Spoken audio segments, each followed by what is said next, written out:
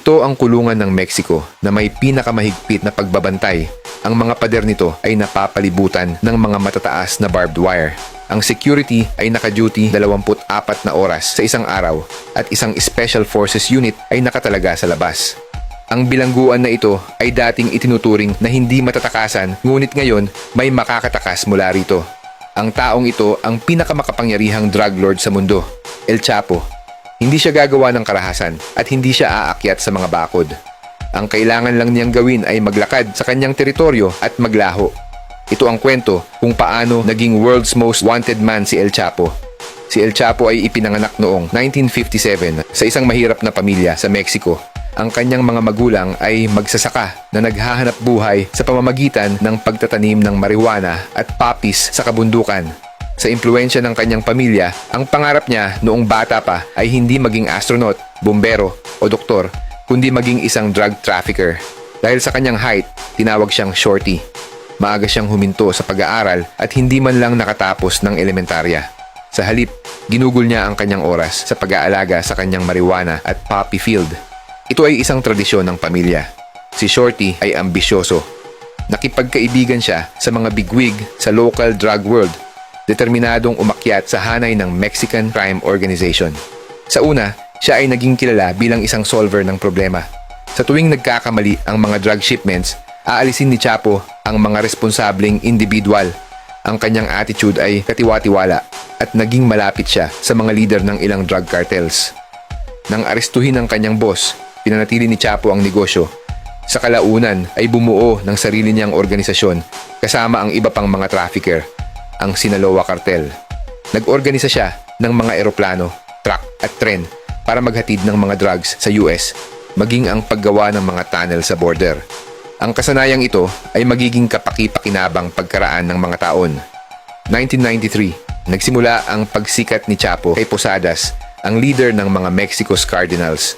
Si Posadas ay sikat, isang boses para sa mahihirap at isang malakas na kritiko ng drug trade. Papunta na siya sa airport para makipagkita sa Vatican Ambassador. Samantala, dumating si Chapo at ang kanyang bodyguard na handang mag-party sa resort town. Ang magkapatid ay nagpapatakbo ng isang drug ring sa Tijuana at nakikipaglaban sa kartel ni Chapo. Nakikipaglaban para sa drug territory.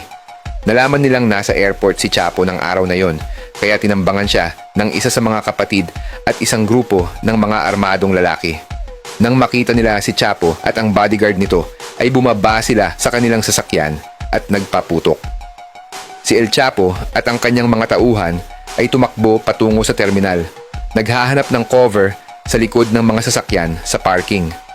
Sa huli, nakatakas si Guzman. Ang nabigong pagtatangkang pagpatay ay nagresulta sa pagkamatay ng 7 tao, kabilang ang kardinal.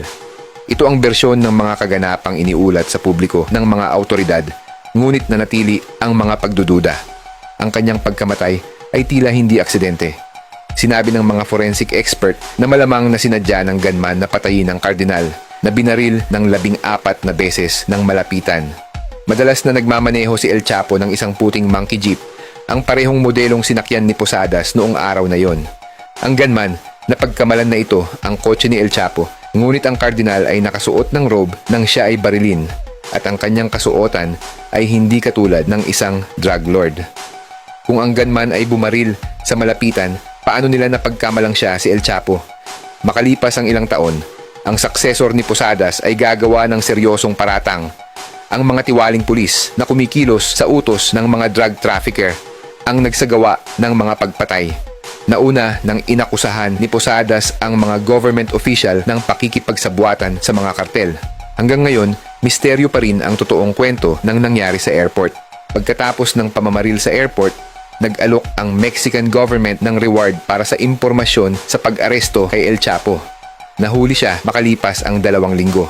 Itinanggi niya ang pananagutan sa pagkamatay ng kardinal at iginiit na siya ang biktima ng pamamaril. Sa huli, pinaniwalaan ng mga otoridad ang kanyang kuwento at hindi siya kinasuhan ng murder, ngunit sa halip ay drug trafficking. Nasentensyahan siya ng 20 taon sa bilangguan. Patuloy niyang kinokontrol ang Sinaloa Cartel mula sa kulungan na naghahatid ng mga utos sa kanyang kaalyado sa pamamagitan ng kanyang mga abogado. 2001, nagsasawa na sa buhay bilanggo, nagpasya si Chapo na tumakas. Gamit ang kanyang supernatural powers, sinuhulan niya ang isang prison guard at nagtago sa isang laundry cart na itinulak ng guwardiya sa isang hallway patungo sa parking lot. Sumakay si Chapo sa trunk ng isang kotse na dinala ng guwardiya sa labas ng gate ng bilangguan kung saan siya dumaan sa isang perfunctory inspection. Gayunpaman, kinuwestiyon ng ilang eksperto at mga journalist ang claim na ito. Nabanggit ng isa na ang mga checkpoint ng bilangguan ay nilagyan ng mga sensor ng init at paggalaw na maaaring makakita ng kahit isang pusa. Iniisip ng journalist na maaaring nakatakas si Chapo na naka-uniforme ng pulis na sinamahan ng mga tiwaling opisyal. Anuman, malinaw na pinagana ng sistematikong katiwalian ang pagtakas at mabilis na ginamit ni Chapo ang kanyang kalayaan sa mga sumunod na taon. Ang tanawin ng Mexican drug cartel ay sumailalim sa isang kapansin-pansing pagbabago. 2002, napatay ang pinuno ng Tijuana cartel sa pakikipagbarilan sa mga pulis. Makalipas ang isang taon, ang leader ng Gulf cartel ay naaresto.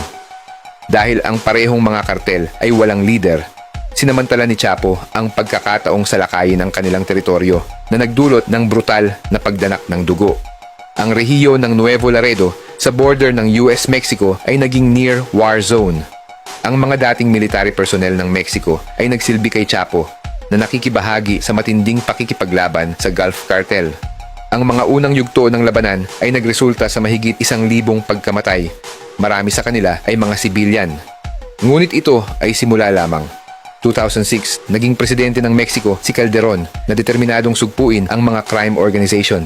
Nagdeklara siya ng digmaan laban sa mga drug cartels at nagtalaga ng militar na humantong sa isang matalim na pagtaas ng karahasan. Pwede kang kumita ng totoong pera dito kay Paldo Plus. Nag-o-offer sila dito ng multiple games kaya makakapili ka ng gusto mong laruin. Para makapaglaro ka dito ay kailangan mo lang pindutin yung link na nilagay ko dyan sa comment section. Pagkatapos ay mag-register ka ng account. Maraming iba't ibang games ang pwede mong laruin dito tulad nitong Super Ace. Napakadali nga lang manalo dito at napaka-convenient pa dahil di mo na kailangan lumabas para maka-access sa mga casino games. Trending nga ito sa iba't ibang social media platforms kaya masasabi mong lihiti mo talaga ito. Kaya ano pang hinihintay nyo mga master? Laro na tayo dito kay Paldo Plus. Click the link on the comment section below.